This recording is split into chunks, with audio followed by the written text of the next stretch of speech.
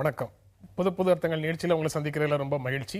இன்றைய நிகழ்ச்சியில் பங்கேற்பதற்காக பத்திரிகையாளர் ஐயநாதன் அவர்களும் திராவிட முன்னேற்ற கழக சட்டமன்ற உறுப்பினர் கோவி செழியன் அவர்களும் நமது அரங்கத்துக்கு வந்திருக்கிறாங்க. வணக்கம். திராவிட கட்சிகளுக்கு மாற்றாக ஆட்சி மாற்றம் ஏற்பட வேண்டும் அப்படின்னு தமிழ்நாடு பாரதிய ஜனதா கட்சி தலைவர் டாக்டர் தமிழிசை சவுந்தரராஜன் சொல்றாங்க.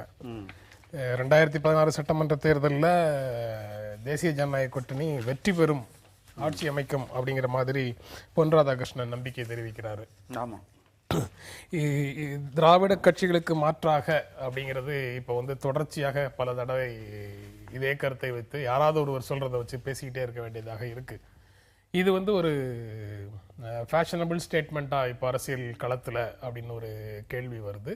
அது போக இந்த முழக்கத்தை முன்வைக்கக்கூடிய அமைப்புகள் எவ்வளவு தூரம் இதுல தீவிரமாக இருக்காங்க அப்படின்னு பாக்குறீங்க? நல்ல அருமையான உங்களுடைய கேள்வி. ஒரு மாற்று தேவை என்பது மக்களினுடைய உளநிலை, பொதுவான மக்களினுடைய உளநிலை. ஆனால் மாற்றத்தை உருவாக்கக்கூடிய அளவிற்கு ஒரு அரசியல் சக்தி உருவாகவில்லை என்கின்ற காரணத்தினாலேயே உருவாக்கக்கூடிய அந்த நிலையில் இருப்பவர்கள் எல்லாம் அந்த தேர்தல் வரும்பொழுது தங்களுடைய பலத்தை ஓரளவிற்காவது பெருக்கிக் கொள்ள இந்த இரண்டு கட்சிகளில் ஒன்றை நாடுவதுதான் தமிழ்நாட்டினுடைய பழைய வரலாறாக இருக்கிறது. மாற்று சக்தியாக உருவெடுத்த மதிமுகவை எடுத்துக்கொள்ளுங்கள். உள்ளபடியே 96 தேர்தலில் ஒரு மாற்று சக்தியாக திகழ்ந்தார். ஆனால் 98 ஒரு கூட்டணியை நாடிய போது அது போய்விட்டது. பிறகு தேமுதிக என்ற ஒரு கட்சி வந்தது. அது ஒரு மாற்று சக்தியாக உருவாகி 8 விழுக்காடு வாக்குகளை பெற்றது. ஒரு எம்எல்ஏவும் தேர்ந்தெடுக்கப்பட்டார். அப்படி இருந்த பொழுதும் அவர் வேறொரு கட்சியோட கூட்டணிக்கு போன போது அதுவும் முடிந்து விட்டது. இப்படி மாற்று என்று உருவாகக்கூடிய ஒவ்வொரு கட்சியும் இந்த நான் சொல்லுவேன் கருப்பு பிளாக் ஹோல்ஸ் என்று சொல்லுவேன். இதில் இந்த ரெண்டு திமுக அதிமுகவோடு எந்த கட்சி கூட்டணி சேர்ந்தாலும் அதனுடைய மாற்று அரசியல் என்கின்ற தன்மை அதை இழந்துவிடும். எனவே அப்படி ஏற்கனவே கூட்டணியில் இருந்தவங்களும் பிற்காலத்துல மாற்று நாங்க தான் சொல்ல முடியாது. போனதுதான். அதுக்கப்புறம் நீங்க கம்யூனிஸ்டுகள் 2 கட்சியோட நாங்க கூட்டு இல்லைன்றாங்க. உங்களை யாரை ஏறெடுத்து பார்க்க போறா? ஏன்னா ஒரு கட்சி ஒரு மாற்றை உருவாக்க வேண்டிய அகில இந்திய பலம் பெற்ற, மக்களுக்காக ஒவ்வொரு நாளும் பாராளுமன்றத்துக்கு உள்ளேயும் வெளியேயும் போராடக்கூடிய ஒரு மார்க்சியவாதிகள் அந்த மாற்று அரசியலை தமிழ்நாட்டில் உருவாக்க தவறிவிட்டார்கள். அப்படிப்பட்ட முயற்சியை ஒரு காலகட்டத்தில் வலிமையாக மேற்கொண்டவர் திரு நல்லக்கண்ணு அவர்களோடு சேர்த்து திரு பட நெடுமாறன் அவர்கள். அப்பொழுது அவர் எம்எல்ஏவாக கூட இருந்தார். ஆனால் என்னவென்றால் சில இடங்கள் என்பதைத்தான் மத்திய தலைமை நிர்ணயிக்கின்றது. அது மார்க்சிய கட்சியை இங்கே திசை திருப்பி விடுகிறது. நான் 2 மார்க்சிய கட்சி சொல்றேன். இதே நேரத்தில் இன்றைக்கு நாங்கள் புறப்பட்டிருக்கிற தமிழ் தேசிய சக்திகளான நாங்கள் பலம் பெற்றுக் கொண்டிருக்கின்றோம். பிரச்சனை அளவில் நாங்கள் மக்களிடையே சென்றிருக்கின்றோமே ஒழிய செல்வாக்கு அளவில் நாங்கள் வளர்ந்து கொண்டுதான் இருக்கின்றோம். அதனால மாற்று தமிழ்நாடு காங்கிரஸ் கட்சியா நெடுமாறன் தனியாக 80ல தொடங்கி நடத்தின கட்சியில அவர் அதிமுகவோட கூட்டணி சேர்ந்து எம்எல்ஏ ஆனாரு. அப்ப இப்போ அவர் மாற்று பத்தி பேச முடியாது, கஷ்டம் அது. ஆனா அவர் எடுத்த முயற்சின்றது தமிழ்நாட்டினுடைய உரிமை சார்ந்து எடுக்கப்பட்ட அந்த அரசியலை முன்னெடுத்தார். அவர் ஒரு தூய அரசியல் என்கிற அடிப்படையில் ஒரு நிலை எடுத்ததுக்கு அப்புறம் அதுக்கு விளக்கம் எவ்வளவு வேணாலும் சொல்லலாம். நீங்க இடதுசாரிகளை கேட்டீங்கன்னா இடதுசாரிகள் மதச்சார்பற்ற ஆட்சிக்காக அல்லது காங்கிரசின் எதேச்சதிகாரத்துக்கு எதிராக நாங்க திமுகவோட அதிமுகவோட நாங்க இருக்கிறோம், நாங்க நிலையே மாறல, திமுகவோ அதிமுகவோ காங்கிரஸ் பக்கமோ பிஜேபி பக்கமோ போகும்போது நாங்க இருக்கிற இடத்துல தான் இருக்கோம், மீதி மாநில கட்சி தான் எங்க நாங்க இருக்கிற இடத்துக்கு சேருது, அப்படிதான் நீங்க பார்க்கணும்னு விளக்கங்கள் 1000 கொடுக்கும் அரசியல் கட்சிகள். அதெல்லாம் இல்ல, நெட் ரிசல்ட் நீங்க அவங்களோட சேர்ந்தீங்களா சேரலையான்னு மட்டும்தானே பிரச்சனை. அது ஒரு காலகட்டத்தில் சில சூழல்களை வைத்து சேருவது சேராதிருப்பது என்பது வேறு. ஆனால் மாற்று என்று சொல்லிவிட்ட பிறகு அவர் அவ்வாறு சேருவது என்பது அந்த மாற்று என்கின்ற அந்த தன்மையை அடித்துவிடும் என்பதுதான் நான் சொல்லக்கூடியது. பொதுவாக தமிழகத்தில் இருக்கிற அரசியல் கட்சிகள் அல்லது புதியதாக துவங்க இருக்கிற அரசியல் கட்சிகள் எல்லோருமே ஆண்ட அல்லது ஆளுகிற ஆட்சிக்கு எதிர்ப்பாக நாங்கள் உருவெடுப்போம், கட்சியை வளர்ப்போம், ஆட்சியை பிடிப்போம் என்று சொல்லுவது யதார்த்தமான தமிழகத்தின் ஒரு நீண்ட நெடிய பாட்டு. அது சிறிய கட்சியாக இருந்தாலும், மாவட்ட கட்சியாக இருந்தாலும், ஜாதிய மனம் உள்படைத்த கட்சியாக இருந்தாலும், திரைப்படத்தை பின்னணியாக கொண்ட கட்சியாக இருந்தாலும், தமிழ் உணர்வை ஊண்டக்கூடிய கட்சியாக இருந்தாலும், எந்த இயக்கமாக இருந்தாலும் ஆண்ட இயக்கத்தையும் ஆளுகிற இயக்கத்தையும் மாற்றி அமைக்க வேண்டும் என்பது ஒரு பொது தாரக மந்திரமாகவே இருந்து வருகிறது. அது மத்தியில் ஆளுகிற பாரதிய ஜனதா இந்த நேரத்தில் இந்த கருத்தை சொல்லியிருப்பது என்பதுதான் தன் நிலைப்பாட்டை வெளிப்படுத்தி இருக்கிறார்கள். நம்முடைய அருமை சகோதரர் சொன்னதை போல தமிழ் தேசிய உணர்வு படைத்தவர்கள் இன்றைக்கு வளர்ந்து வருகிற நிலையில் கூட ஆட்சி மாற்றத்திற்கான வித்திடக்கூடிய விதையை விதைக்கிறார்கள்.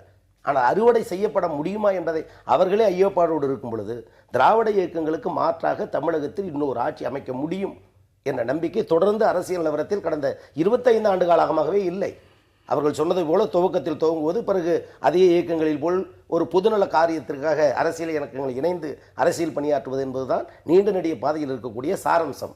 அதற்காக சிறு சிறு கட்சிகள் ஆசைப்படக்கூடாது என்று சொல்லுகிற இயக்கமும் நம்முடைய இயக்கம் அல்ல.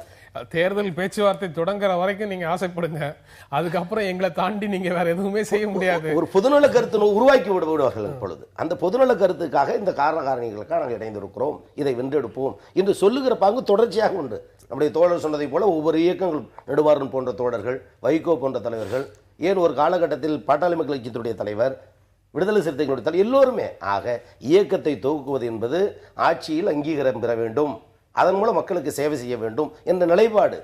ஆனால் தேர்தல் நேரத்தில் தோழர் சொல்வதை போல செல்வாக்கு குறைந்த காரணத்தால் மக்கள் செல்வாக்கு அதிகரிக்க முடியாத இயலாமை வருகிற பொழுது குறைந்தபட்சம் தன் எண்ணத்தை நிறைவேற்றவாது கூட்டணி சேர வேண்டும். அரசியல்ங்கிறத வந்து சட்டமன்றத்துக்குள்ள வேலை செய்யறதுக்காக அப்படின்னு மட்டும் பார்க்கும்போது இந்த கூட்டணி தவிர்க்க இயலாததாகுது. சட்டமன்றத்துக்குள்ள போகாம, நாடாளுமன்றத்துக்குள்ள போகாம களத்துல மட்டும் அரசியல் செய்யறதுங்கிற முடிவுல எத்தனை அரசியல் கட்சிகள் இருந்துட போறாங்க அப்படிங்கிறது ஒரு கேள்விதான். இருக்கிறாங்க, அவங்க மாற்றத்துக்கு கூட வித்துட்டாங்க. அதுதான் 2011 தேர்தலில் நீங்க பாத்தீங்கன்னா நாம் தமிழர் கட்சியிலேருந்து இருந்த அரசியல் தமிழ் தேசிய கட்சிகள் எல்லாரும் வந்துட்டு பாத்தீங்கன்னா களத்துல வேலை செஞ்சாங்க. விளைவு ஆட்சி மாற்றம் ஏற்பட்டது. ஒவ்வொரு மக்களையும் சந்திச்சாங்க, மாற்றத்தை ஏற்படுத்தினாங்க. ஆனா அவர்கள் ஒரு வாக்கு சக்தியை உருவாக்கக்கூடியதுதான் அரசியல் பணி. அந்த பணியில தான் நாங்க ஈடுபட்டிருக்கோம். இவர் சொல்ற மாதிரி ஐயமெல்லாம் இல்ல, நாங்க விதைச்சிட்டோம். விதைச்சு வளர்றதுன்னு ஒண்ணு இருக்கு. ஆனா திராவிட அரசியலை பொறுத்த வரைக்கும் ஒரு ஆழ்ந்த வேர் அதற்கு இருக்கிறது தமிழ்நாட்டில். அதுதான் ரொம்ப முக்கியம். பெரியார் இட்டது, அண்ணா வளர்த்த அந்த ஜனநாயக அரசியல், இது ரெண்டும் ஆழமாக வேரூன்றி காங்கிரஸ் எனும் பேர் இயக்கத்தை வந்துட்டு அவங்க தூக்கி எறிஞ்சதற்கு பிற்பாடு பலமாக ஊன்றிவிட்ட நிலையில் பின்னால் அவர்கள் அரசியலை கெடுத்து குட்டிச்சவராக்கி தாங்கள் கெட்டது போராது என்ற அந்த மக்களையும் கெடுத்து வைத்திருக்கின்ற ஒரு நிலையில் இன்னொரு அரசியல் கட்சி உருவாக்கி இதை மாற்றுவது என்பது கடினமான அரசியல் பணிதானே தவிர மாற்றம் என்பது காலத்தாலும் மக்களின் மனதில் ஏற்படக்கூடிய விருப்பத்தாலும் ஏற்படக்கூடியதே. தந்தை பெரியாரால், அண்ணாவால் உருவாக்கப்பட்ட அந்த திராவிட சிந்தனை இந்த மண்ணில் அடிவேராக ஆணிவேராக இருக்கிறவர். அவர் எந்த மதவாத சக்திகளுக்கும் தமிழகத்தில் இடமில்லை என்பது எல்லா அரசியல் பார்வையாளர்களும், குறிப்பாக தோழர்கள் போன்றவர்கள் சொல்லுகிற பொதுவான கருத்து. ஆனால் 2011 தேர்தலில் பாராளுமன்றத்தை மையமாக வைத்து அகில இந்திய ரீதியாக பெரிய ஹீரோ என்று பேசப்பட்ட மோடியை முன்னிறுத்தியும் கூட பாராளுமன்ற தேர்தலில் மோடியை முன்னிறுத்திய போது கூட தமிழகத்தில் இருக்க அரசியல் கட்சிகள் அதுக்கு துணை போன நிலையிலும் தமிழகத்தில் அது எடுபடவில்லைன்னு நீங்க சொல்றீங்க. ஆனா 2 தொகுதிகள், நீங்க தொகுதியே வெற்றி பெறாத சூழலில் அவங்க வந்து 2 தொகுதிகளை கைப்பற்றிட்டாங்க. ஒரே ஒரு இடத்தில் சட்டமன்ற தேர்தலில் தோற்று அதன் பிறகு ஆட்சியை பிடித்த வரலாறுலாம் திராவிட முன்னேற்ற கழகத்திற்கு உண்டு. அதே போல் குறைவான இடத்தில் வெற்றி பெற்று மீண்டும் அதிமுக ஆட்சியை பிடித்த வரலாறும் தமிழகத்தில் உண்டு. ஆனால் மாற்று சக்தி, அதன் மூலம் ஆட்சி அதிகாரம் என்பதெல்லாம் தமிழகத்தில் எடுபடாத பேச்சு. அதில் நிச்சயமாக எந்த முயற்சி எடுத்தாலும் அது வெற்றி பெறப்போவது இல்லை. இன்னொன்று, தமிழ்நாட்டை பொறுத்தவரை முதலில் நாம் எதை வைத்து பிரச்சாரம் பண்ண வேண்டும் என்றால், முதலில் இந்த நாட்டிற்கு ஒரு எதிர்க்கட்சி தேவை, பலமான எதிர் அரசியல் தேவை. எதிரி அரசியல் அல்ல. திமுகவும் அதிமுகவும் அதைத்தான் செய்து கொண்டிருக்கின்றன. ஒரு எதிரியாக வைத்து அவர் கட்சிக்காரர்கள் வரை எதிரும் புதிருமாக நிற்க வைத்து விட்டார்கள். அவர்கள் எவ்வளவு உறவினர்கள் ஆனாலும் கூட ஒருவருடைய கல்யாணத்திலும் சாவிலும் கூட சென்று போய்விட்டு வராத ஒரு நிலை இன்றைக்கு ஏற்பட்டு விட்டது. திராவிட முன்னேற்ற கழகத்தோடர்கள் அந்த நிலையில் இருப்பதற்கான மனநிலை இல்லை. அவருடைய பதில சொல்லட்டும். அப்படிப்பட்ட ஒரு சூழல், கெடுத்துவிட்ட ஒரு நிலைதான் இங்கே நிலவுகிறது. இங்கே தேவை ஒரு மாற்று அரசியல் என்பதை எடுத்துடன் ஆளும் கட்சி என்று போய்விடக்கூடாது, எதிர்கட்சி என்கின்ற நிலை வேண்டும். அந்த இடத்தைத்தான் அவர் திரு நெடுமாறன் அவர்கள் முன்வைத்தார்கள் என்று நான் முதல் வாதத்தில் சொன்னேன். எதிர்கட்சி என்று நாம் ஆகி சட்டமன்றத்திலும் வெளியேயும் நாம் வேலை செய்யும் பொழுதுதான் மக்களுக்கு முதலில் மாற்றத்திற்கான நம்பிக்கை ஏற்படும். நம்பிக்கையை விதைத்தால் மட்டுமே வளர முடியும். அந்த இடத்தில் இருந்து பார்த்தால் தமிழ்நாட்டில் அதற்கான சாத்தியப்பாடு இருக்கிறது. திரு பொன் ராதாகிருஷ்ணன் அவர்கள் கூறியிருப்பது என்பது விஷுவல் திங்கிங். அதாவது தன்னுடைய ஒரு கட்சியினுடைய தலைவராக இருந்தவர் இன்றைக்கு இல்ல, நாங்க இந்த தேர்தலில் போட்டிக்கிட்டு ஒரு பிரதான எதிர்கட்சியாக வருவோம் அப்படின்னு சொல்றது வந்து தொண்டர்களிடத்துல நம்பிக்கை ஊட்டக்கூடிய வார்த்தையாக இல்லை அப்படின்னு நினைக்கிறார். நீங்க சொல்றீங்கல்ல, அப்படி அவர் யோசிக்கவே இல்லை. அவங்க எதிர்கட்சின்றதுதான் ஆளுங்கட்சி ஆகக்கூடிய பாதைன்னு அவங்க யோசிக்கல. எனக்கு ஒரே ஒரு சந்தேகம், இந்த பகுதியை நிறைவு செய்யணும், வரேன், திரும்பவும் உங்ககிட்ட வரேன். அதிமுகவுக்கு மாற்றாக எல்லா கட்சிகளும் ஓரணியில திரளணும் அப்படிங்கிறது ஒரு முழக்கம் அரசியல் களத்தில் இருக்குது. திராவிட கட்சிகளுக்கு மாற்றாக அப்படின்ற ஒரு முழக்கம் இருக்குது. தேசிய கட்சிகளுக்கும் திராவிட கட்சிகளுக்கும் மாற்றாக அப்படிங்கிற முழக்கமும் களத்தில் இருக்குது. மதச்சார்பற்ற கட்சியாக இருந்தா போதும், பாஜக பாமக தவிர வேற எந்த கட்சியா இருந்தாலும் சரி, ஒரு எம்எல்ஏ நாங்க வச்சிருந்தா கூட எங்களுக்கு அமைச்சர் பதவி கொடுத்துட்டா போதும் அப்படிங்கிற முழக்கமும் உள்ள வந்துருச்சு. கூட்டணி அரசியல் கூட்டணி ஆட்சி அப்படிங்கிற முழக்கமும் உள்ள வந்துருச்சு. இதை எல்லாத்துக்கும் என்ன எதிர்காலம்? எதுக்கும் எதிர்காலம் இல்லை. நீங்க மாற்று அரசியல் என்பதை முழுமையாக மக்கள் மனதில் ஆழமாக வேரூன்றாத வரை அவர்கள் வந்துட்டு கூட்டணிக்கோ அல்லது கட்சிகளுக்கோ தான் வாக்களிப்பார்கள். யதார்த்தம். இப்ப இது வரைக்கும் பிரதிபலிச்சுட்டு வந்திருக்கிறது எல்லாமே பாத்தீங்கன்னா டீனா ஃபேக்டர்னு ஒண்ணு சொல்லுவாங்க. There is no alternative. வேறொரு மாற்று இல்லை. அப்படிதான் திமுக சார் மாற்ற அதிமுக சார்பு மாற்றம் தமிழ்நாட்டு அரசியல் இருக்கு. ஒரு நேரத்துல நாடாளுமன்ற தேர்தலில் பாத்தீங்கன்னா யார் காங்கிரஸோட சேர்ந்து இருக்கிறாங்களோ அவர்கள் வெற்றி பெற்றார்கள். இப்பொழுது அது இல்லாமல் போய்விட்ட நிலையில் தான் அண்ணா திராவிட முன்னேற்ற கழகம் அந்த 37 தொகுதிகளை வெல்லக்கூடிய ஒரு வாய்ப்பு ஏற்பட்டுச்சு. இதுக்கு காரணம் என்ன அப்படின்னீங்கன்னா தமிழ் தேசிய சக்திகள் உருவாக்கிய ஒரு அரசியல் உணர்வு தமிழ்நாட்டில் தேசிய கட்சிகளுக்கு எதிரான ஒரு நிலையை பரவலாக உருவாக்கி விட்டது. ஆனால் இது அரசியலாக வேண்டும் என்றால் உழைக்க வேண்டியது நாங்கள் தானே ஒழிய மக்கள் அல்ல, மற்றவர்கள் அல்ல. அருமை தொடர் சொன்னதை போல ஒரு ஆட்சி மாற்றத்துக்குரிய விதை விதைக்கப்பட வேண்டும், எதிர்க்கட்சிகளுக்குரிய பாங்கோடு கடமையாற்ற வேண்டும் என்று அருமை தோழர் சொன்னார்கள். ஆட்சிக்கு எதிராக, அரசியல் கட்சிக்கு எதிராக கட்சி துவக்கப்பட வேண்டும் என்பதே தன்னுடைய கொள்கை நிலைப்பாடை அழுத்தம் கொடுத்து மக்களிடத்தில் பயணப்பட்டால் அந்த கொள்கைகள் வெற்றி பெற்று அது செல்வாக்கு பெற்ற கட்சியாக மாறி ஆட்சி அதிகாரத்தில் பங்கு பெறலாம் என்பது நீண்ட நெடிய பயணமுடைய அருமை தோழர்களுக்கு நன்றாக தெரியும். சிறு சிறு கட்சிகளுடைய எண்ணம் ஈடேறவில்லை தமிழகத்தில். அந்த அளவுக்கு பெரியார் சிந்தனை, அண்ணாவுடைய அரசியல் பண்பாடு தமிழகத்தில் ஆழப்பதிந்திருக்கிறது என்பதுதான் உண்மை. தேசிய நீரோட்டமுடைய காங்கிரஸ் கட்சியானாலும் இந்த பகுதியை நிறைவு செய்யணும். பெருகட்சிகள் என்பதெல்லாம் வந்துட்டு கட்சிகள் நிர்ணயிப்பதில்லை, மக்கள் நிர்ணயிப்பது. கொள்கைகளை மதிக்கிறோம், அது இல்லை என்று சொல்லவில்லை. ஆனால் அங்கே மக்களுடைய செல்வாக்கை பெறுவதற்கு ஆர்கே நகர் இடைத்தேர்தலில் முதலமைச்சர் ஜெயலலிதாவை போட்டியின்றி தேர்வு செய்ய வேண்டும் அப்படின்னு தமிழ் மாநில காங்கிரஸ் மூத்த தலைவரும் முன்னாள் மத்திய அமைச்சருமான எஸ்.ஆர். பாலசுப்ரமணியன் வேண்டுகோள் விடுத்திருக்கிறார். அவருடைய அறிக்கையில் அந்த வேண்டுகோள் வருது. கிட்டத்தட்ட நீங்களும் அதே மாதிரியான மனநிலையில தான் போட்டியிடாம இருந்துட்டீங்களா? போட்டி இல்லாம தேர்வு ஆகி போயிடட்டும் அப்படின்னு. தமிழகத்தை ஆளுகிற அதிமுக இடைத்தேர்தலில் கடந்த காலங்களில் என்னென்ன நிலைப்பாடுகளை கையாண்டது என்பது எல்லோருக்குமே தெரியும். சட்ட ஒழுங்கு பிரச்சனை உருவாக்கி பணப்பலத்தால், அதிகார பலத்தால் தேர்தல் கமிஷனையே செவிடன் காதாக வைத்துக்கொண்டு ஸ்ரீரங்கம் இடைத்தேர்தலில் மற்றும் பல இடைத்தேர்தலில் ஆளுகிற அதிமுக வெறிபிடித்து வெற்றி பெற்ற சம்பவம் எல்லோருக்கும் தெரியும். திராவிட முன்னேற்ற கழகம் ஜனநாயக ரீதியில் கடைசி வரை போராடி அன்றைக்கு வெற்றி பெற்றது. பல்வேறு அரசியல் கட்சிகள் போட்டியிட தயங்கிய நேரத்தில் ஸ்ரீரங்கத்தில் திராவிட முன்னேற்றம் போட்டியிட்டு கடந்த முறை பெற்ற வாக்குகளை விட கூடுதலாக பெற்றோம். இது அரசியல் நிலைப்பாடு. ஆனால் இவர்கள் போட்டியின்றி ஜெயலலிதாவை தேர்ந்தெடுக்க வேண்டும் என்பது அந்த கருத்தில் சொல்லியிருக்கப்படி அவருடைய தனிப்பட்ட கருத்தாக தான் இருக்குமே தவிர கட்சியின் கருத்தாக இருக்காது என்றும் செய்திகள் இதில் உலவுகிற செய்தியாக தான் இருக்கிறது. எனவே ஜெயலலிதா தேர்தலில் நின்று வெற்றி பெற தோற்றுவிக்கப்பட முடியாத ஒரு தலைவி அல்ல. பல தேர்தலில் வெற்றி பெற்ற வாய்ப்பை அவர் இழந்திருக்கிறார். எனவே காங்கிரஸ் கட்சியில் தமாக தலைவர் எஸ்ஆர்பி சொல்லியிருப்பதை போல அவர்களே சொல்கிறார்கள், காங்கிரஸ் இருக்கும்போது குழப்பம் விளைவிப்பார், இப்போது தமாகவின் குழப்பம் விளைவிக்கிறார். இது அவருடைய தனிப்பட்ட கருத்தாக தான் இருக்கும் என்று சொல்கிறார். ஆனால் இதை திமுகவோடு ஒப்பிட்டு பார்ப்பது என்பது அல்ல. தேர்தலில் திராவிட முன்னேற்ற கழகம் நின்றால் அவரை எதிர்த்து நின்று களப்பணியாற்றி வெற்றி கொள்கிற சக்தி உண்டு. தலைவர் கலைஞர் சொன்னதை போல 10 மாத இடைவெளிக்குள் மீண்டும் ஒரு இடைத்தேர்தல், பொது தேர்தல் சந்திக்கிற பொழுது இது தேவையா என்ற ஒரு மனநிலை தான். சரி ஐயநாதன், இடைத்தேர்தல்களை அதிமுக ஆட்சியில் இருக்கும்போது இடைத்தேர்தல்களை எப்படி எதிர்கொள்ளுது, திமுக ஆட்சியில் இருக்கும்போது எப்படி எதிர்கொள்ளுது, எதிர்கட்சியாக இருக்கும்போது 2 கட்சிகளை எப்படி எதிர்கொள்கின்றன அப்படிங்கறதெல்லாம் பற்றி பல இடங்கள்ல பல விதமாக பேசியாச்சு. அதனால அவர் சொன்ன பதில் அந்த கூறுக்கு போக வேண்டாம் அப்படின்னு நினைக்கிறேன். அவர் சொன்னது அப்படியே அன்கண்டஸ்டடாக விட்டுட்டு போறதாக அதுக்கு அர்த்தம் இல்லை. அதனால நீங்க அதுக்கு கான்சென்ட்ரேட் பண்ண வேண்டியது இல்லை அப்படின்னு நினைக்கிறேன். இது பி.வி. நரசிம்மராவ் பிரதமரானதுக்கு பிறகு நந்தியால் தொகுதியில் அவர் கண்டெஸ்ட் பண்ணும்போது தெலுங்கு தேசம் போட்டியிடாது, இது தெலுங்கு பெருமை, தெலுங்கு நாட்டில இருந்து ஒருத்தர் பிரதமர் ஆயிட்டாரு அப்படின்னு என்டிஆர் அறிவிச்ச மாதிரி இதை சொல்ல முடியுமா? இந்த கேஸ் டோட்டலி டிஃபரெண்ட் இல்ல. அப்புறம் ஏன் இவர் அப்படி சொல்றாரு? இவர் அப்படி சொல்றாருன்னா அவருடைய தனித்த அரசியலுக்காக சொல்றாரு. மரபை பத்தி அதை பற்றி எல்லா கூறுகளும் பின்னாடி இருக்கு இந்த செய்தியிலேயே. ஆக எஸ்.ஆர். பாலசுப்ரமணியம் எந்த மரபுகளை எப்போது காப்பாற்றினாரு? இப்பெல்லாம் ஒண்ணுமே இல்லை. மரபுகளுக்கு இங்க என்ன இடம் இருக்குது? இங்கே முதல்ல ஜனநாயக மரபுகள் தேர்தலிலும் இடைத்தேர்தலிலும் காப்பாற்றப்பட்டிருக்கின்றனவா? ஒருவர் பேசும் பொழுது அதற்கு என்ன அடிப்படையாக சொல்கின்றாரோ அந்த அடிப்படை முதலில் இந்த நாட்டு அரசியல் கடைபிடிக்கப்படுகிறதா என்று பார்க்க வேண்டும். அப்படி கடைபிடிக்கப்படாத ஒரு இடத்துல நீங்க மரபை பத்தி பேசுறீங்கன்னா உங்களுடைய தனித்த அரசியலை பத்தி பேசுறீங்கன்றது அர்த்தம். இங்க தன்னுடைய கட்சி போட்டியிடவில்லை, போட்டியிட்டு இருக்க வேண்டும் என்று சொல்லி இருக்க வேண்டும். இல்ல இவர் போயிட்டு அந்த கருத்தை அதற்காக கூட்டப்பட்ட செயற்குழுவில் போய் சொல்லியிருந்தானா அது அரசியல், அங்கதானே அரசியல் மரபு. உட்கட்சி அரசியல் ஜனநாயகன்றது அதானே. அதுலயே போயிட்டு கலந்துக்காத வெளியில அறிக்கை விடுறாருன்னா அவர் ஒரு புதிய பாதையை உருவாக்குகிறார் என்று பொருள்.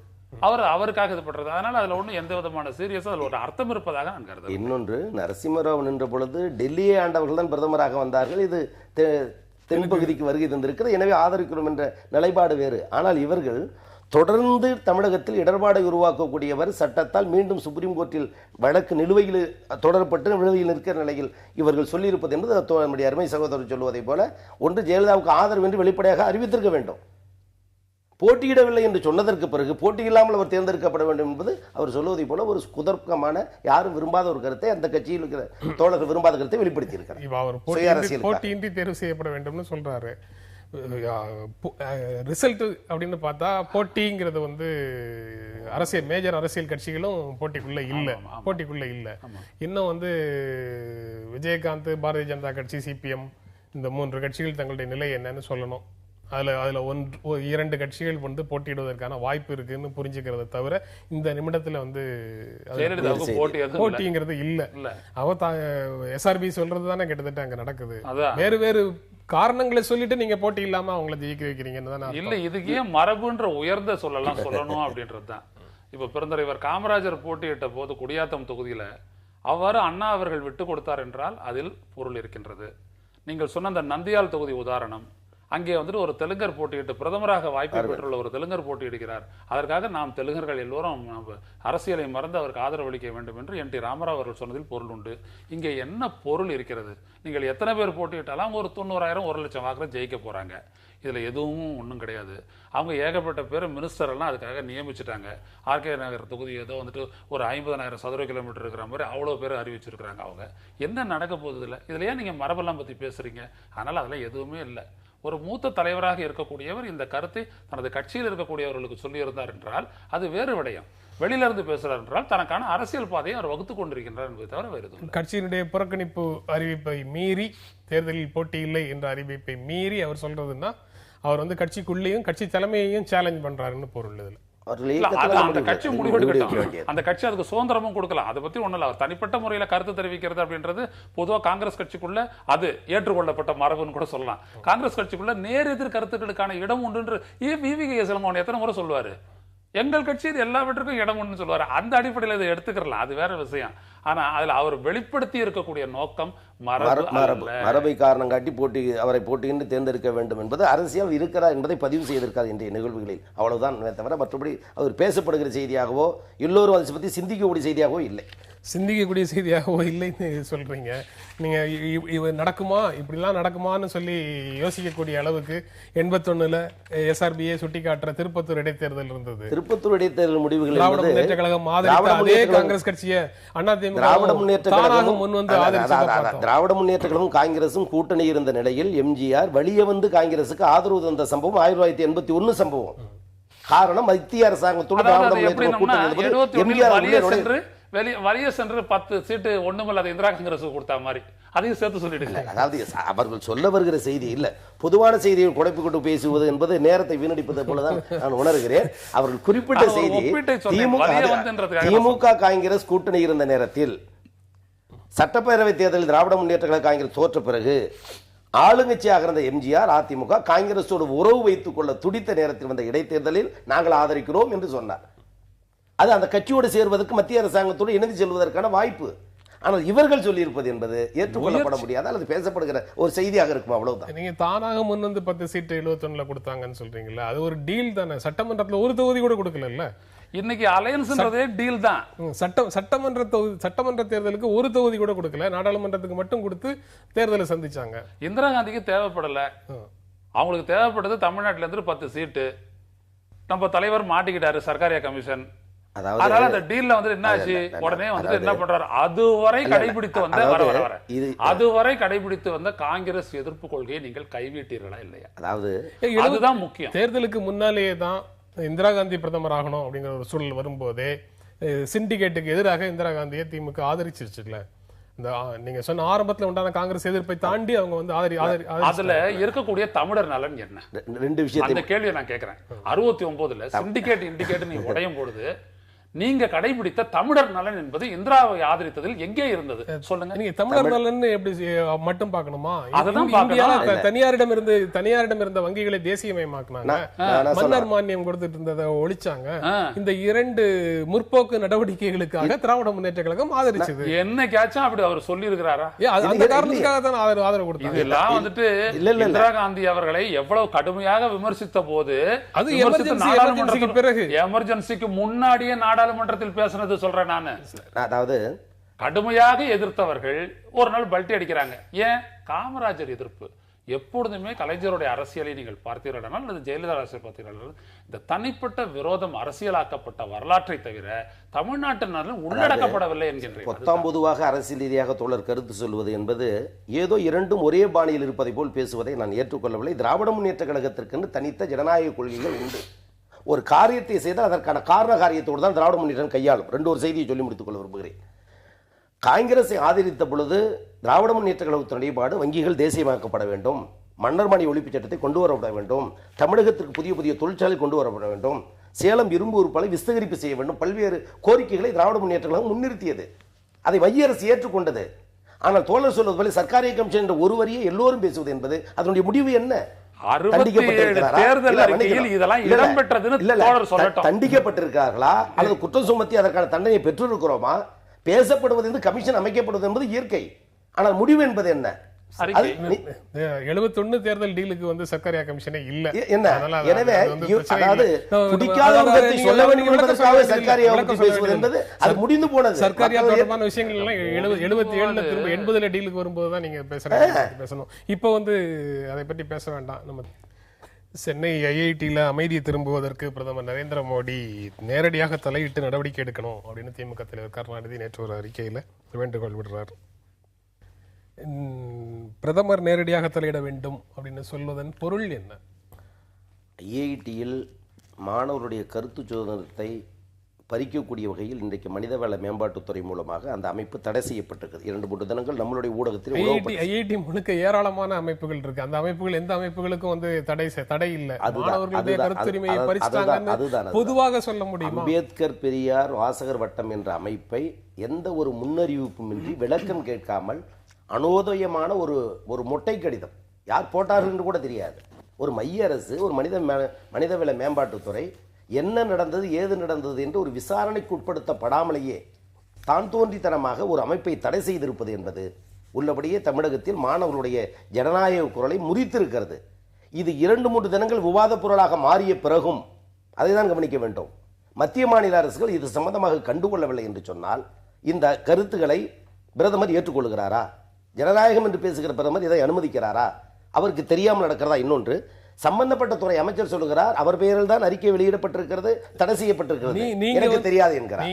நீங்க கோவிச்செழியன் ரொம்ப சிறப்பாக இந்த விஷயத்தை செய்யல, பிரதமர் இதை ஏற்கிறாரா அப்படின்லாம் கேள்வி கேட்குறீங்க. ஆனா உங்களுடைய கட்சி தலைவர் அப்படி கேட்கல. அதாவது அவருடைய தலைமைக்கு, அதாவது அவருக்கு இது மாதிரி தேவையில்லாத பிரச்சனைகளுக்கெல்லாம் அவர் முக்கியத்துவம் தராமல் இருப்பது போல தோன்றினாலும் அவருக்கு கீழே உள்ள அமைச்சர்கள் தன்னிச்சையாக சர்வாதிகார பாணியில் இது போன்ற பிரச்சனைகளில் தலையிடுவது இளைய சமுதாயத்தின் சிந்தனை ஓட்டத்தை சிதைத்து நாட்டின் அமைதியை தலைவருடைய கருத்துக்கு கட்டுப்பட்டு கருத்துக்கள் சொல்வதுதான் திராவிட முன்னேற்ற கழகத்திற்கு ஜனநாயகம் இல்ல. அவர் சொல்றது தலைப்பு செய்தியாக நீங்கள் மாற்றி அதை வேறு திசையில் திருப்பி விட வேண்டாம் என்பதை மீண்டும் அவர் அறிக்கை பிரதமர் தலையிட வேண்டும் என்பதுதான். பிரதமர் தலையிடணும். ஆனா பிரதமர் எதுவுமே தெரியாது, பிரதமருக்கு எதுவுமே தெரியாது. அவருக்கு கீழே இருக்கக்கூடிய அமைச்சர்களுடைய சர்வாதிகாரமான நடவடிக்கைகள் காரணமாக இந்த சிக்கல் வந்துருச்சு அப்படின்னு சொல்வதற்கு என்ன பொருள்? அந்த அமைச்சரே தனக்கு தெரியாது என சொல்லுகிறார், ஐஐடி நிர்வாகம் செய்திருக்கும் என்று சொல்லுகிறார். தனக்கு தெரியாமல் தன் துறையின் மீது ஒரு நடவடிக்கைக்கு எப்படி அந்த அமைச்சர் அதுக்கு அனுமதித்தார் என்பதே புரியவில்லை. அதை படிக்கும் போது எனவே தலைவர் சொன்ன கருத்துக்கு மீண்டும் சொல்கிறேன், தலைவர் கலைஞர் சொன்ன கருத்து கட்டுப்பட்டு ஜனநாயகத்தில் கருத்து சொல்வதுதான் திராவிட முன்னேற்ற கழகத்துடைய கடமை, தொண்டர்களுடைய கடமை கூட. அதை நீங்கள் தலைப்புச் செய்திகள் சொல்லி தயவு செய்து மாற்றிவிடாம என்பதை மீண்டும் மறுப்புக்காக நிகழ்ச்சியில நீங்க பேசுனதை இதோட விட்டுருவோம். நாங்க இதை வச்சு முரண் இருக்கா, அந்த முரணை திமுகவுக்குள்ள தலைவரை மீறிய தொண்டர் அப்படின்லாம் அரசியல் பண்றது எங்களுடைய நோக்கமே இல்லை. கலைஞருடைய அறிக்கையில பிரதமருக்காக ஒரு கிளீன் சீட் கொடுக்கிற மாதிரி ஒரு உணர்வு வருது. அது அப்படியா? அந்த உணர்வு சரியா தப்பா? அதான் பெருசாக்குறாரு. அந்த அளவுக்கு பிரதமரே தலையிட வேண்டும் அப்படின்ற சொல்லக்கூடிய அளவிற்கு இதை பெருசாக்குறாரு. இல்ல பிரதமர் அவர் என்னன்னா அவர் கீழே இருக்கக்கூடிய அமைச்சர்கள் பிரச்சனை தனக்கு சாதகமா வந்துருச்சு. அதுல பெரியார்ன்ற பேர் இருக்கு, அதனால அவர் பேசியே ஆகணும். அம்பேத்கர் பேர், இது அம்பேத்கர் பேர் வச்சுக்கோங்க. மாணவர்களுடைய பிரச்சனை, அவருடைய செல்வாக்கு இழந்துடக்கூடாது. இந்த சூழல் தனக்கு சாதகமானதை வளர்த்துக்கொள்ள அறிக்கையை விட்டுறாரு. அறிக்கையை விட்டு அந்த பிரச்சனையில ஜெயலலிதாவும் கருத்து சொல்லல அப்படின்றதையும் சேர்த்துடுறாரு. சேர்த்து பெருசாக்குறாரு. அவருக்கு சாதகமான ஒரு அரசியலுக்கான ஒரு களம் கிடைச்சி விட்டதுன்ற உடனே அதை பெருசாகிறாரு. பெருசாகினதை எப்படி பெருசாக்க முடியும்? உடனே அதை மோடி வரைக்கும் கொண்டு போறாரு. கள நிலவரம் என்னவென்றால், ஐஐடி பொதுவாக ஒரு நீண்ட நெடிய காலம் நீங்க பார்த்தீங்க அப்படின்னம்னா, உயர்கல்வி கூட உயர் வகுப்பினருக்கு தான் சொந்தமானது என்பது போன்ற ஒரு மனப்பாங்கு அங்கே நிலவி வருவது என்பது உண்மை. அங்கே இருக்கக்கூடிய ஆசிரியர்கள், அதில் பணியாற்றிய அதனுடைய தலைமை பொறுப்பில் இருந்த பேராசிரியர் இந்திரேசன் உட்பட அவர்கள் எழுதிய கட்டுரைகள் சமூக நீதிக்கு எதிரானவை, சமூக நீதியை சிறுமைப்படுத்தி எழுதப்பட்டவை. அப்படிப்பட்ட எண்ணம் இங்கே இருக்கிறது. இந்த நாட்டில் இந்தியாவினுடைய உயர் தொழில்நுட்ப கல்வி கழகத்தில் இருக்கக்கூடாத ஒரு மனப்பாங்கு அங்கே விதைக்கப்பட்டு வளர்க்கப்பட்டு வந்திருக்கிறது. அதற்கு ஒரு எதிர்வினையாகத்தான், ஒரு எதிர் சிந்தனையாக நேற்றைய புது அர்த்தங்கள் நிகழ்ச்சியில கிட்டத்தட்ட நீங்க இப்ப பேசிய விஷயங்களுடைய உள்ளடக்கத்தை பேசியாச்சு. ஒரு வரியில சொல்றதாக இருந்தா, விடுவிக்கப்பட்ட தளப்பிரதேசங்கள் மாவோயிஸ்டுகள் எப்படி அரசு இயந்திரம் உள்ள வராத பகுதிகளாக சில பகுதிகளை வச்சுட்டு அராஜகம் பண்ணிட்டு இருக்கிறாங்களோ, அதே போன்று இந்தியாவின் சட்டங்கள் நடைமுறைப்படுத்தப்படாமல் ஒரு பகுதியாக ஐஐடி நடத்தப்பட்டு வருகிறது அப்படிங்கிற அளவுக்கு மிக கடுமையான சொற்களை பயன்படுத்தி அதை பற்றி பேசியாச்சு. இப்போ இந்த திராவிட முன்னேற்ற கழக தலைவருடைய அறிக்கையில பிரதமர் தலையிட வேண்டும்ங்கிற கோரிக்கைக்கு பின்னாடி பிரதமரை சாஃப்டாக ஹேண்டில் பண்றாரா, சாஃப்டாக அணுகிறாரா, மென்மையான அணுகுமுறையை பிரதமரிடத்தில் அவர் கடைபிடிக்கிறாரா? அவர் எப்பொழுதுமே அப்படித்தான். மத்திய தலைவர்களை பொறுத்த வரைக்கும் என்றைக்குமே ஒரு கடுமையான நிலைப்பாட்டை எல்லாம் கடைபிடிக்கிற காலகட்டம் என்னைக்கே போச்சு. 71க்கு பிறகு அப்படி எல்லாம் எதுவுமே இல்லை. வாரி அணைத்துக் கொள்ள தயாராகத்தான் இருக்கின்றார்கள். அவர்கள் ஏற்றுக்கொண்டால் டீல், கூட்டணி அல்ல, அலையன்ஸ் அல்ல, ஒப்பந்தம். இல்லை என்றால் இல்லை. இதுதான் அவர் கடைபிடித்து வருகின்ற, ஏன் எதிர்கட்சி இன்றைக்கு ஆளுங்கட்சியாக இருக்கக்கூடிய அனைத்து இந்திய அண்ணா திராவிட முன்னேற்ற தலைமையும் கடைபிடித்துக் கொண்டிருக்கின்ற கொள்கை அதுதான். இவர்கள் மத்திய அரசை பொறுத்தவரை கிட்டத்தட்ட திருப்பத்தூர் இடைத்தேர்தலில்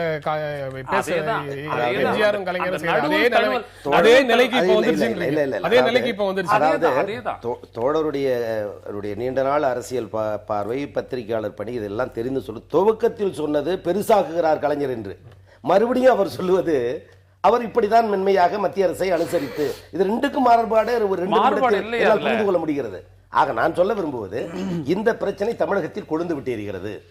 அனைத்து அரசியல் இயக்கங்களும் கண்டிக்கிறது மத்திய அரசுடைய நடவடிக்கையை. தோழர் சொல்வது போல ஒரு சாதாரண பிரச்சனை அல்ல. சமூக நீதி நிலைநாட்டப்பட வேண்டிய இடத்தில் இன்றைக்கு சமூக நீதி அளிக்கப்பட்டிருக்கிறது, கருத்து சுதந்திரம் பறிக்கப்பட்டிருக்கிறது. போராடிய மாணவர்களை தரக்குறைவாக கைது செய்து பெண்கள் என்றும் பாராமல் காவல்துறை இழுத்துச் செல்வது, எல்லா அரசியல் கட்சியும் எதிர்கட்சிகளும் போராடுகிற இந்த நேரத்தில் மத்திய அரசாங்கம் என்ன செய்கிறது என்ற ஒரு போக்குக்காக தான் மோடி அவர்கள் இதை கவனிக்க வேண்டும், சீர்தூக்கி பார்க்க வேண்டும். இதை பார்த்து கொண்டு தமிழக அரசு, எல்லா கட்சியும் கண்டனம் தெரிவித்ததற்கு பிறகு தமிழக அரசு வாய்மொழியாக இருப்பது ஏன் என்ற ஐயத்தை எழுப்பி இருக்கிறார் கலைஞரை. உங்களுடைய கருத்துக்கு மாறாக ஐஐடி நிர்வாகத்தினுடைய நடவடிக்கைகள் மிக சரியாகத்தான் அரசு ஐஐடி நிர்வாகம் செயல்பட்டிருக்கிறதுன்னு சொல்லி பாரதிய ஜனதா கட்சி தலைவர்கள் தமிழ்நாட்டில் சொல்றாங்க. அவர்களை தவிர அந்த கருத்துக்கு எதிராக தலைவர் அறிக்கையில உங்க திமுக தலைவர் அறிக்கையில ஏதாவது இருக்கா? அதாவது கருத்துக்கு அறிக்கை மறுப்பு சொல்லவில்லை என்ற காரணத்தை தன் கருத்தை அழிவலியுறுத்தாமல் கைவிடுகிறார் என்ற பொருள். வழக்கமாக ஒரு கட்சி உங்களுடைய கருத்துக்கு மாறாக ஒரு விஷயத்தை சொல்லிட்டா இப்படித்தான் அணுகுவீங்களா? இதில் தலைவர் கையாள பிஜேபி உங்கள்கிட்ட ஒரு மென்மையான தலைவருடைய மனநிலை, அறிஞர் அண்ணா அவர்கள் சொன்ன அரசியல் கருத்து மாணவர்களிடம், இளைஞர்களிடம் இனப்பற்று, மொழிப்பற்று, மூடப்பழக்க வழக்கங்கள் ஒழிப்பது போன்ற கருத்துக்கள் பரப்பப்பட வேண்டும். முற்போக்கு சிந்தனையை உருவாக்குவதற்கு இது போன்ற மாணவர் அமைப்புகள் தேவை என்று அண்ணா விரும்பினார். அவர் தலைமை ஏற்றுக்கொண்ட தலைவர் கலைஞர் இன்றைக்கும் வலியுறுத்துகிறார். எனவே இந்த பிரச்சனை மாணவர்கள் பிரச்சனை, மாணவருடைய கருத்து சுதந்திரமாக தான் பார்க்க வேண்டும். இதைதான் கலைஞர் சொல்லுகிறார். ஆனால் மாணவர்களோடு மோத நினைத்தால் என்னென்ன நடக்கும் என்பது தமிழகத்தில் பல்வேறு 1965 மீண்டும் நினைவுபடுத்துவதை தான் 2015 இன்னைக்கு மைய அரசு உருவாக்கி. நீங்க 65 மட்டும் நினைவுபடுத்துறீங்க. மாணவர்களுடைய எழுச்சி என்பது சாதாரணமானதல்ல. இன்னைக்கு அந்த கடல் எழுந்து கொண்டிருக்கிறது. நீங்க 65 மட்டும் நினைவுபடுத்த நடத்துறீங்க, நான் வந்து பாளையங்கோட்டையில் விருதுநாதன், திருச்சி கிளை ஹாஸ்டல் போன்ற மாணவர் போராட்டத்தையும் சேர்த்து நாங்களும் நினைவுபடுத்துறோம். அதே மாதிரி சக்தியாக எழுந்து ஒரு ஆட்சி மாற்றத்திற்கு வித்திட்டதை நான் சொல்லுகிறேன். நான் பெரும்பான்மையான மக்கள் செல்வாக்கான ஒரு செய்தியை சொல்கிறேன். நீங்கள் சொல்வது மறுப்புக்குரிய செய்தி அல்ல. ஆனா அதே 65 மனநிலையை இன்றைக்கு 2015 மத்திய சர்க்கார் நான் நினைவுபடுத்திய மாணவர் போராட்டங்களும் ஆட்சி மாற்றத்துக்கு வித்திட்டவை தான். மாணவர்களின் மீது திராவிட முன்னேற்ற கழக தலைவருக்கு இருக்கக்கூடிய அக்கறை என்னவென்பதற்கு நீங்கள் சொன்ன 2 விஷயம் மட்டுமல்ல. ஒரு டாக்டர் பட்டம் வாங்கும் போது சிதம்பரம் பல்கலைக்கழகத்தில் நடந்ததும், ஒரு மாணவர் கொல்லப்பட்டதும், அவருடைய தந்தையை வைத்தே அவர் மரணம் இயற்கையானதான் என்று சொல்றதும் இருக்கின்றன. இங்க சட்டக்கல்லூரி மாணவர்கள் நீங்கள் சொல்லுவதை போல மத்திய மாநில அரசுகள் இதற்கு தலையிட வேண்டும் என்பதை பற்றி பேசுகிற நேரத்தில் மற்ற அண்ணாமலை பல்கலைக்கழகத்தை ஒப்பிட்டு பேசுவோம். முடிவு என்ன, தீர்ப்பு என்ன, தண்டனையா இருக்கு. எனவே எல்லாம் பேசுகிற நம்முடைய தோழர் அதையும் கூர்ந்து பார்க்க வேண்டும். நாங்க அதை பார்த்துதான் அதான் நீங்க சொல்லிட்டு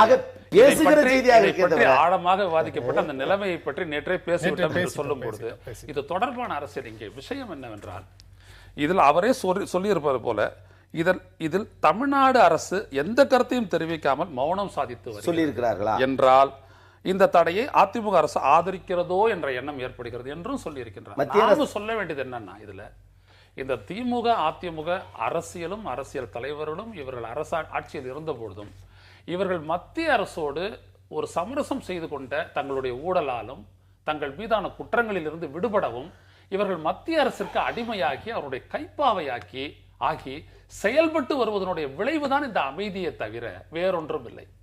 இவர்கள் அமைதி காத்த விதத்திற்கு எத்தனை உதாரணங்கள் சொல்லலாம். சர்க்காரியாவில் ஆரம்பித்து கப்பல் பேர ஊழல், 2G, சொத்து குவிப்பு, இப்படி ஒவ்வொன்றிலும் நீங்கள் பாருங்கள்.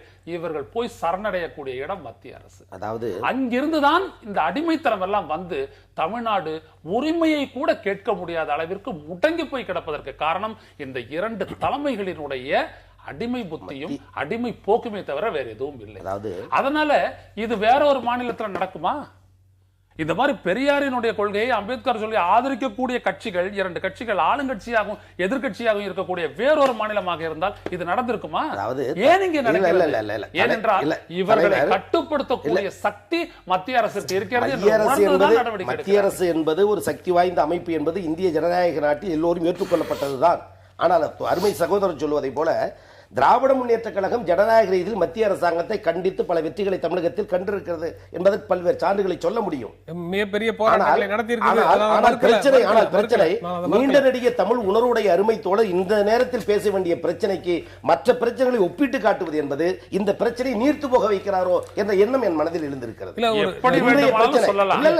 இன்றைய பிரச்சனை பெரியார் அம்பேத்கர் பெயரில் வாசகர் பட்டத்தை அதுல வந்து அவருக்கும் கருத்து வேறுபாடு இல்ல. இன்னும் அழுத்தமான கருத்தை தரவில்லை. திராவிட முன்னேற்ற கழகம் முன்னிறுத்துகிற கருத்தை தோழர் சொல்லவில்லை என்ற கருத்து எனக்கு உண்டு. திராவிட முன்னேற்ற கழகம் புகழேந்தி வந்து மாணவர் போராட்டத்துக்கு அறிவிப்பு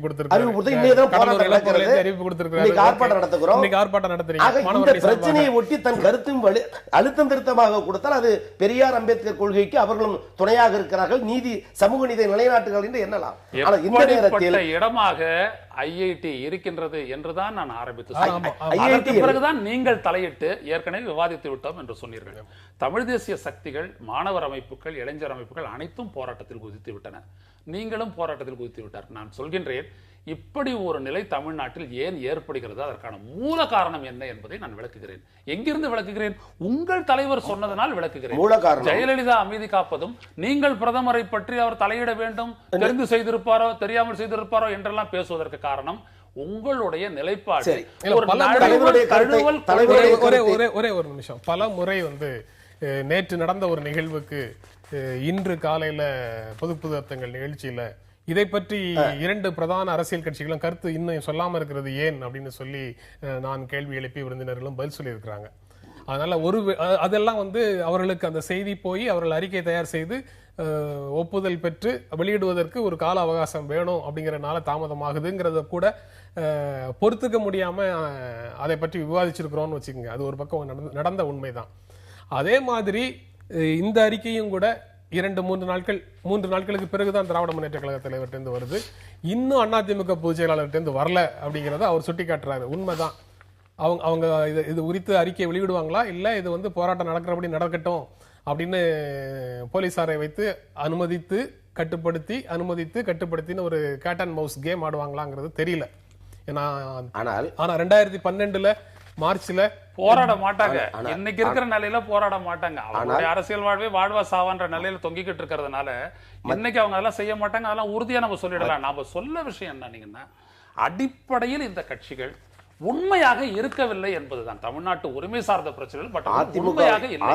இது வெறும் வாய் உபசாரம் செய்து கொண்டு ஒப்புக்கு அறிக்கை விட்டுக் கொண்டு ஒரு எதிரி அரசியல் செய்கிறார்களே தவிர இதில் தமிழர் நலன் என்றோ அல்லது அந்த தலைவர்களினுடைய கொள்கை காப்பாற்றப்பட வேண்டும் என்பதற்காகவோ இல்ல மாணவர்களுடைய ஜனநாயக ரீதியிலான கருத்து சுதந்திரம் என்பதற்காகவோ அக்கறை கொண்டு செய்யப்படவில்லை என்பதையே அவர்களுடைய பார்வையாக இருக்கலாம். திராவிட முன்னேற்ற கழகத்தினுடைய நிலைப்பாடு ஜனநாயக உரிமை மாணவர்கள் மத்தியில் கருத்து சுதந்திரம் பறிக்கப்பட்டிருக்கிறது. அதை அனைத்து சமூக அமைப்புகளும் சுட்டிக்காட்டிய பிறகும் மத்திய மாநில அரசுகள் அமைதியாக இருக்கிறது. குறிப்பாக எனக்கு ஒரே ஒரு தயவுசெய்து குறுக்கிட்டுக்கு மன்னிக்கணும். எனக்கு ஒரே ஒரு சந்தேகம். இந்த சம்பவம் நடந்த உடனே அடுத்த நாளே களத்துல இறங்கி போராடக்கூடிய மாணவர்களும் இளைஞர்கள் இன்னைக்கு அறிவிச்சிருக்கிறீங்க. அந்த இளைஞர்கள் யாரு? இந்திய ஜனநாயக வாலிபர் சங்கமோ பொது அமைப்புகள் இல்ல, அதுவும் ஒரு அரசியல் கட்சி சார்ந்த அமைப்புகள் தான், அதனுடைய மாணவர் அமைப்புகள் தான். நீங்க திராவிட முன்னேற்ற கழகம் போராட்டம் நடத்துறதுக்கு 3 நாட்கள் ஆகுது.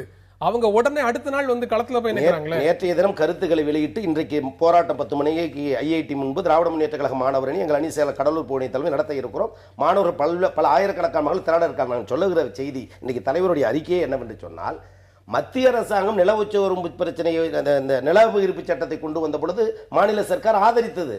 அதை போல் இந்த பிரச்சனையும் ஆதரிக்கிறவரோ என்ற ஐயம் எடுக்கிறது என்ற கருத்தை மையப்படுத்தியிருக்கிறார் என்றால் இப்போவாவது AIADMK goods and services act வந்து எதிர்த்தாங்க. நிச்சயமாக எதிர்த்தாங்க.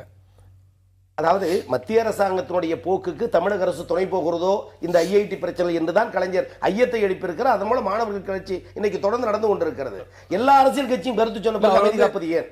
எனவே அருமை தோழர் சொல்வதை போல ரெண்டும் ஒன்றுதிணைத்து போய் இந்த பிரச்சனையை நீர்த்து போக வைக்க கூடாது என்பது என்னுடைய எண்ணம். மற்றபடி அவர் கருத்துக்கு மாறுபட்ட கருத்து அல்ல. ஆனால் பொது சிந்தனை இப்பொழுது பெரியார் அம்பேத்கர் பெயர்கள் வாசகர் வட்டம் ஏன் தடை செய்யப்பட வேண்டும்?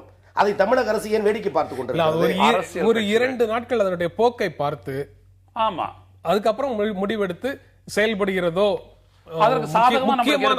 முக்கியமான அரசியல் கட்சி அப்படி செயல்படுகிறதோங்கிற சந்தேகத்தை தான் நான் உங்ககிட்ட திரும்ப கேட்கிறேன். உங்கள் கருத்தை வேண்டுமானால் அதிமுக அதற்காக அமைதி காக்கிறது என்று நீங்கள் சொல்லுகிற கருத்து இல்ல.